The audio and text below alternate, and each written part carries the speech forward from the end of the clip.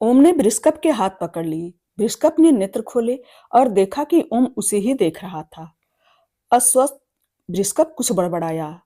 वह अभी यहाँ नहीं है, मुझे बताओ कि तुम्हें क्या कहना है। ओम ने आग्रह किया। वह छलपूर्वक लड़ता है। वह अकेला नहीं है, वे तीन हैं। अश्वत्थामा को बताओ, वे तीन हैं। बृषकप ने पीड़ा से कहा। ऋषियों ने व्यथित स्वरों से पुष्टि की कि बृषकप के पास अधिक समय नहीं है। उन्होंने कहा, इसका अंत निकट है। ओम ने बृषकप की पूरी देह को देखते हुए विचार किया। इसकी आयु जाने के लिए बहुत छोटी है, यह उचित नहीं है। बृषकप पुनः अचेत हो गया। ओम जानता था कि उसे मिली जानकारी अत्यंत महत्वपूर्ण थी और कुलधारा में अश्वत्थामा तक उसे पहुंचाने की आवश्यकता थी। इससे पूर्व कि उसे अकेले नागेंद्र और उसकी टोली का सामना करना पड़े।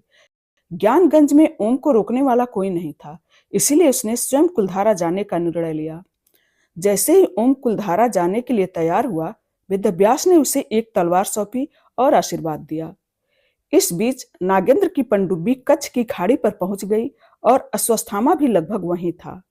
वह तब तक निरंतर रेगिस्तान में चलता रहा जब तक उसे कुलधारा के प्राचीन खंडहर नहीं दिखाई देने लगे। अश्वत्थामा एक ऐसे स्थान पर रुका जो गांव का चौक प्रतीत हो रहा था। वह स्थान एक संरक्षित स्थल था और भारतीय पुरातत्व सर्वेक्षण द्वारा उसका रख रखाव किया जाता था। जब पहरेदार पर्यटकों को उसके प्रवेश टिकट देकर उससे पैसे लेने में व्यस्त थे, तभी अश्वत्थामा वीरता व चतुराई से भीतर चला गया। वह तब तक इधर उधर घूमता रहा जब तक उसे छिपने हेतु उचित स्थान नहीं मिल गया। सूर्यास्त के समय अधिकारियों ने पर्यटकों को गांव से चले जाने का आदेश देना आरंभ किया। अश्वत्थामा, जो एक घर के बंद कोने में छिपा हुआ था, उस घोषणा को सुन सकता था। शीघ्र ही सभी पर्यटक चले गए। पहरेदार अपने स्थानों पर वापस आ गए और अश्वत्थामा भूतों के गांव में अकेला जीवित व्यक्ति रह गया। जब उसने यह सुनिश्चित कर लिया कि कोई भी आसपास नहीं है, तब वह घरों के बीच की गलियों में घूमने लगा, जिसकी छतें उघड़ गई थी, परंतु जर्जर दीवारें अभी भी बीते हुए विनष्ट अतीत का स्मरण दिला रही थी। बहती वायु प्राचीन दरारों की दीवारों से निकलते हुए अपनी उपस्थिति का प्रमाण अपनी डरावनी आवाज से दे रही थी।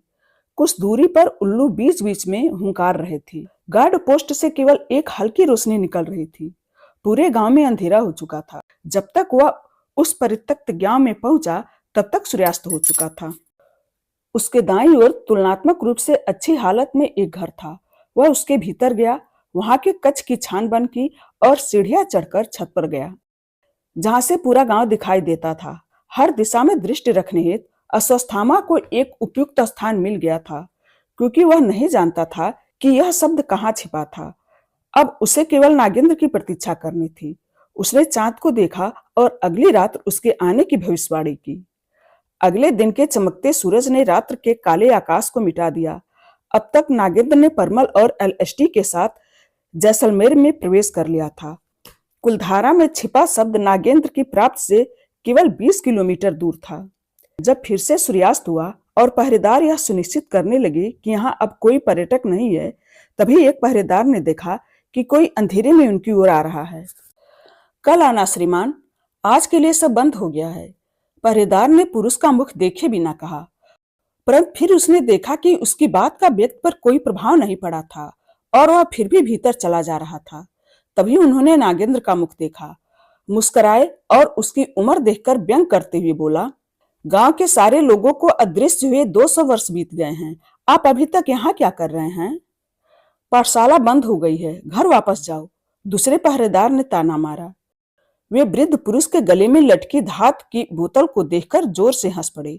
उनके साथ नागेंद्र भी हंस पड़ा। तुम आज जिस पर हंस रहे हो, वही तुम्हारा भविष्य हो सकता है, नागेंद्र ने प्रतिवाद किया। हमारा भविष्य? वह तो कम से कम 50 वर्ष दूर है दादाजी। अब बाहर जाइए, एक और पहरेदार ने उपहास किया। नागेंद्र ने आश्चर्य से अपने नेत्र बड़े कर लिए। अच्छा, ऐसा है क्या? 50 वर्ष देखने के लिए तो बहुत लंबा समय है। मैं तो तुम्हारा कल भी नहीं देख सकता, क्योंकि तुम्हारे लिए उसका कोई अस्तित्व ही नहीं है। क्या? पहरेदार ने उलझन में कहा। हाँ, मैंने इसे अभी ही मिटाया है। मुझ पर हंसने वाले व्यक्ति मुझे पसंद नहीं, नागेंद्र ने क्रोधित होते हुए कहा। तभी एलएसडी और परमल ने अपने चाकू के एक तेज वार से उनके प्राण ले लिए। फिर वे तीनों सामने के गेट से भीतर चले गए।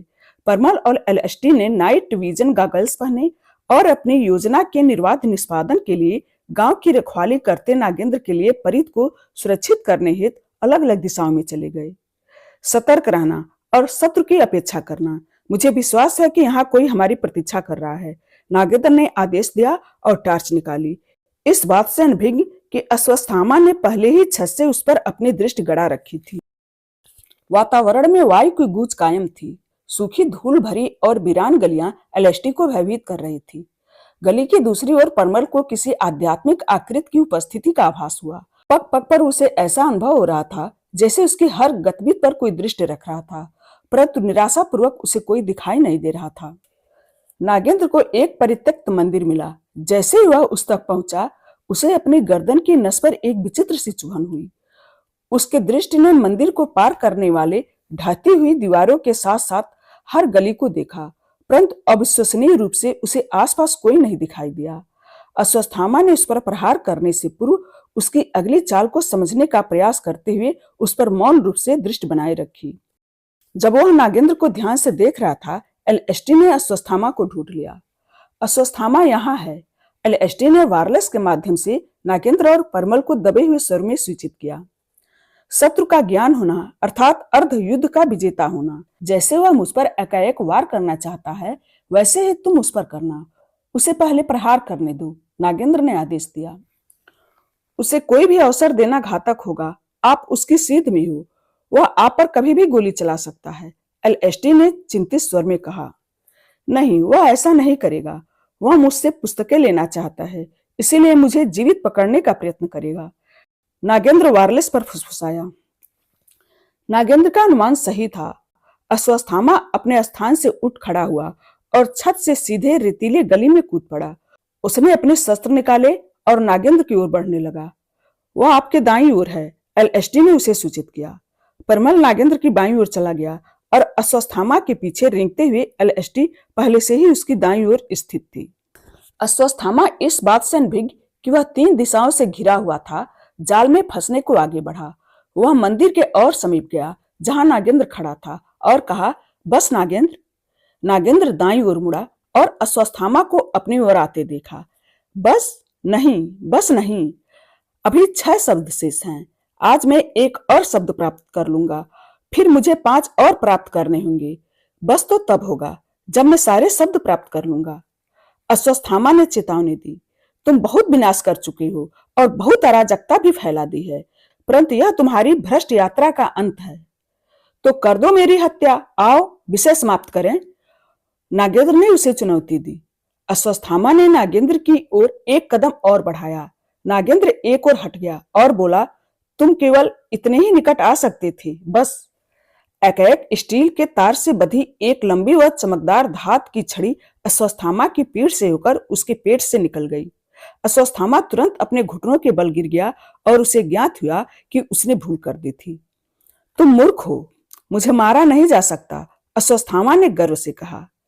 इसीलिए मैं तुम्हें मारने का प्रयास भी नहीं कर रहा, मूर्ख, नागेंद्र ने अपना सिर हिलाया। तभी अश्वत्थामा की देह को चीरती हुई लोहे की छड़ी के सिरे से 8 लोहे के कांटे उभर आए और वह एक बड़े ग्रापलिंग हुक के रूप में खुल गई। परमल एक छिद्र वाली दीवार के पीछे उस बंदूक को लिए खड़ा था जिसमें से वह धातु की छड़ी निकली थी और जो अभी भी स्टील के तार से बंधी हुई थी। उसने एक और ट्रिगर दबाया जिसने तार को तेज गति से बंदूक में वापस खींच लिया। कुछ ही क्षणों में अश्वत्थामा सूली के बीच फंस गया, जिससे वह अचल हो गया और उस दीवार में चिपक गया जिसके पीछे परमल ने यह कार्य किया था। धात के सूली ने उसकी देह को सामने से फंसा दिया था और वह भूमि से लगभग 10 फीट ऊपर दीवार पर अटक गया था। अश्वत्थामा ने नागेंद्र की ओर देखा जो उसके तेजी से सुधरते घाव पर मुस्कुरा रहा था, जिस कारण अश्वत्थामा की छाती व पीठ ने उस छड़ी को और कस लिया था। अश्वत्थामा ने धात की कीलों से निकलने का संघर्ष किया, परंतु उसके शीघ्रता से ठीक होते उत्तकों ने उसके पेट के घाव को ढक दिया। उसकी भुजाएं सूली की कठोर पकड़ से प्रतिबंधित थी और वह अपने शस्त्रों तक पहुंचने में असमर्थ था। इस अप्रत्याशित जाल ने उसे असहाय बना दिया था, क्योंकि यह असहनीय रूप से कष्टदायक हो रहा था और उससे बाहर निकलना अधिक कठिन। धात की छड़ी और स्टील के तार का जो हिस्सा उसकी देह के भीतर रह गया था वह अब उसके मांस से ढकी हड्डियों के समान बन गया था। अश्वत्थामा जानता था कि इससे विमुक्त होना संभव नहीं था, स्वयं के बल पर तो नहीं। नागेंद्र ने तब चमकते अर्धचंद्र से प्रकाशित आकाश की ओर देखा। समय हो गया है, उसने विजयी भाव से कहा। परिमल को अश्वत्थामा पर दृष्टि रखने हेतु बाहर छोड़कर नागेंद्र मंदिर के खंडहर में चला गया। थोड़ा आगे चलने पर उसे भवन के मध्य में एक पुराना हवन कुंड मिला। उसने एलएसटी को आंतरिक गर्भगृह के बाहर पहरा देने का आदेश दिया। अर्धचंद्र के प्रकाश में हवन कुंड को देखकर पता चल रहा था कि सदियों के अनुपयोग के कारण उसका रंग बहुत फीका पड़ गया था। शब्द को निकालने हेतु नागेंद्र को मंदिर के हृदय को पुनर्जीवित करना था। उसने अपने गले से पुरानी धात की बोतल को निकाला, उसे खोल दिया और उसमें लाया रक्त कुंड में एक भेंट समान चढ़ाने लगा। कुंड ने तुरंत रक्त को अवशोषित कर लिया और वह गर्भगृह के आंतरिक व बाहरी भाग में दिखाई देते नसों के माध्यम से हर स्थान पर फैलने लगा। हर स्तंभ का चक्कर लगाने लगा और हर दीवार पर रेंगने लगा। नागेंद्र के क्षुभित नेत्र मंदिर की रगों में बहते रक्त का पीछा करते रहे, जो उस संरचना के चारों ओर एक जाले की तरह बढ़ता जा रहा था। ऐसा लग रहा था जैसे उस स्थान का पुनर्जन्म हो रहा हो। ठीक उसी समय ओम ने मुख्य द्वार को लांघकर गांव में प्रवेश किया। उसने भूमि में होते कंपन का अनुभव किया। परिसर रेतीली आंधी से घिरा हुआ था, जिस कारण ओम को कुछ स्पष्ट दिखाई नहीं दे रहा था। इसीलिए उसने भूमि के कंपन का पीछा किया और उसके स्रोत की ओर भागा। नागेंद्र सिराओं में बहते रक्त के पीछे पीछे चल रहा था, जो उसे फिर से मंदिर के बाहर ले गया। एलएसटी भी पहरा देते हुए नागेंद्र के पीछे चलने लगी। अश्वत्थामा जीर्ण शीर्ण इमारतों को देखता रहा, जो ऐसे हिल रही थी जैसे कोई भूकंप आया हो। नसें नागेंद्र को एक खुले मैदान में ले गई, जहां रक्त एकत्र होकर एक छोटे से फव्वारे के रूप में भूमि से फूट रहा था। नागेंद्र जानता था कि यही वह स्थान था। रक्त मंदिर की यात्रा करके शब्द को यहाँ ले आया था। इस कहानी का शेष हिस्सा अगले वीडियो में। धन्यवाद।